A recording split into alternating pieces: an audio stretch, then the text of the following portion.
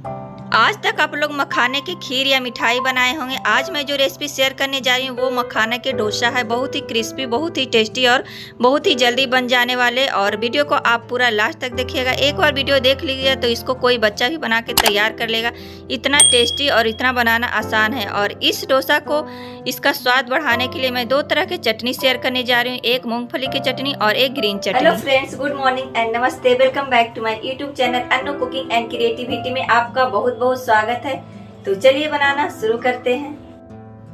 तो फ्रेंड्स, सबसे पहले मूंगफली की चटनी में बना के तैयार कर लूँगी। इसके लिए मैं हाफ कप नारियल ले ली हूँ, हाफ कप रोस्टेड मूंगफली ली हूँ और एक बड़े चम्मच चना दाल ले ली हूँ और 3 से 4 सूखी लाल मिर्च ले ली हूँ। यहाँ पे आप ग्रीन मिर्च भी ले सकते हैं। और सबसे पहले इसको इसको रोस्ट कर लेना है। तो इधर मैं कढ़ाई चढ़ा ली हूँ गैस पर और गैस के फ्लेम मीडियम टू लो रखना है। और इस जैसे ही कढ़ाई गर्म हो जाएगा उसमें आप सरसों का तेल डाल दें हाफ टी स्पून और इसमें चना दाल डालकर अच्छे से रोस्ट कर लें।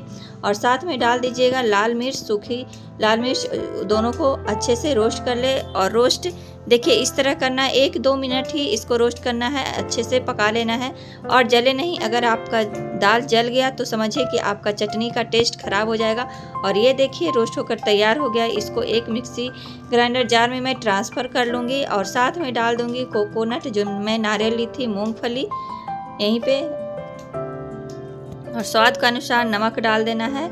यहाँ पे मैं लहसुन नहीं ले रही हूँ क्योंकि मुझे लहसुन चटनी में नहीं पसंद है। अगर आपको पसंद है लहसुन तो आप ले सकते हैं। और पानी डालकर इसको अच्छा सा एक पेस्ट बना ले।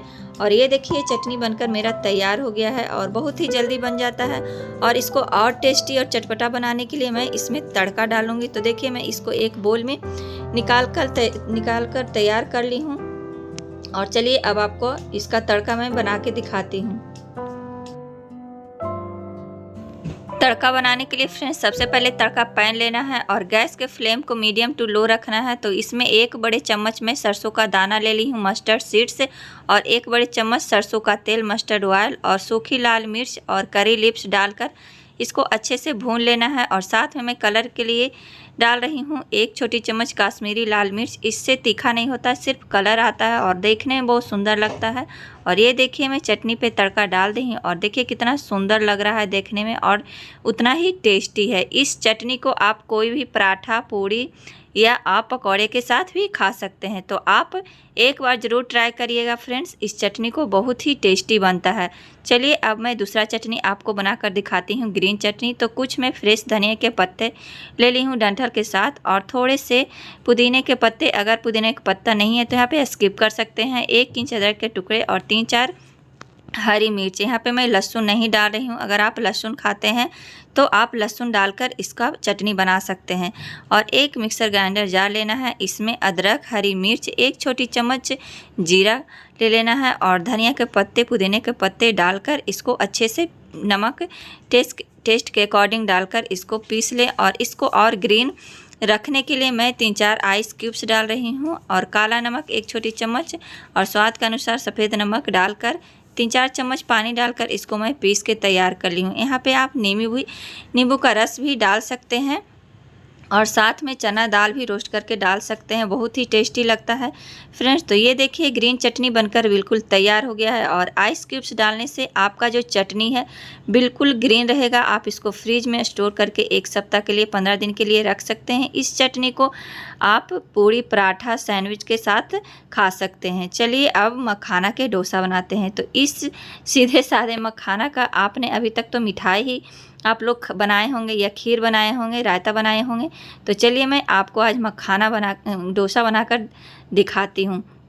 तो ये देखिए मैं 2 कप मखाना ले ली हूँ। इसको अच्छे से रोस्ट कर लेना है बिल्कुल क्रिस्प होने तक। एक मिक्सर ग्राइंडर जार लेना है, इसमें सारे मखाने को डालकर एक अच्छा सा पाउडर बना लेना है। अगर आपके मखाने में कोई चंक्स या रह जाए टुकड़े मखाने के, तो इसमें मैं हाफ कप यहाँ पे मैं डाल रही हूँ सूजी, जिससे बहुत ही क्रिस्पी बनेगा डोसा। तो ये देखिए ये हाफ कप सूजी है। आप अपने कोई भी कटोरी या कप से मेजरमेंट कर सकते हैं फ्रेंड्स। और डालकर इसको मैं अच्छे से एक फाइन पाउडर बनाकर तैयार कर लूँगी। जो भी मखाने का जो टुकड़ा रहेगा वो अच्छे से पाउडर बन जाएगा। और ये देख सकते हैं फ्रेंड्स कितना अच्छा फाइन पाउडर बनकर तैयार हो गया है। आप छुएंगे थोड़ा सा दरदरा रहेगा पर कोई बात नहीं, इससे अच्छे से क्रिस्पी भी बनेगा डोसा। तो एक बड़े बर्तन लेना है और उसको पाउडर के ट्रांसफ़र कर लेना है। और यहाँ पे मैं 1 कप डाल रही हूँ गेहूं के आटा, जिससे आप नॉर्मली रोटी बनाते हैं, इसको और हेल्दी बनाने के लिए। तो आटा डालने से बहुत ही हेल्दी और बहुत ही टेस्टी हो जाएगा ये डोसा। तो देखिए धीरे धीरे पानी डालकर इसको बिल्कुल लम्स फ्री घोल बनाकर तैयार कर लेना है। तो देखिए बिल्कुल घोल बनकर तैयार हो गया है और इसको मैं 10 मिनट के लिए रेस्ट पे रख दूंगी। तो 10 मिनट के बाद आप देख सकते हैं इसको फिर से मैं अच्छे से मिक्स कर लूँगी। आप एक ही साइड से इस घोल को मिक्स करें। और यहाँ पे मैं डाल रही हूँ 1 छोटी चम्मच सफ़ेद नमक, नॉर्मल नमक, और इसको फिर अच्छे से मिक्स कर लेना है। बिल्कुल अच्छे से मिक्स करें। आप जब मिक्स करेंगे तो देखेंगे थोड़ा सा इसमें बबल्स टाइप के आएगा, तो समझिए कि आपका बैटर बिल्कुल तैयार है। तो चलिए मैं इसको आप डोसा बनाकर दिखाती हूँ। तो मैं एक बड़े से डोसा पैन ले ली हूँ। आप यहाँ पे लोहा के तवे पे भी बना सकते हैं। और तेल और पानी दोनों मिलाकर इसमें मैं अच्छे से पूरे ब्रश की मदद से फैला ली हूँ। और इसको एक कॉटन के कपड़े से पोंछकर और डोसा के बैटर डालकर देखिए इस तरह इसको बनाना है, डोसा का शेप देना है। और फिर 1-2 मिनट के बाद इस पर थोड़ा सा तेल या घी डालकर इसको अच्छे से क्रिस्प होने तक पका ले। और देखिए उलट पुलट कर इसको अच्छे से सेक ले। आप इसको एक बार ट्राई करेंगे फ्रेंड्स तो आपको बार बार बनाने का मन करेगा। और आपके बच्चे, आपके बड़े, घर में जो भी सब लोग बार बार बनाने बोलेंगे। बहुत ही टेस्टी बनता है। आप देख सकते हैं कितना क्रिस्पी और बहुत ही जल्दी बनकर तैयार हो जाता है, बहुत ही टेस्टी लगता है। तो चलिए मैं आपको सर्व करके दिखाती हूँ। और इसी तरह सारे डोसे मैं बनाकर तैयार कर ली हूँ। तो ये देखिए यहाँ पे ग्रीन चटनी मैं ले रही हूँ इसके साथ, और साथ में मूंगफली और नारियल की चटनी। तो ये दोनों चटनी का तो बात ही अलग है। आप एक बार ज़रूर ट्राई करके देखिएगा इस रेसिपी को।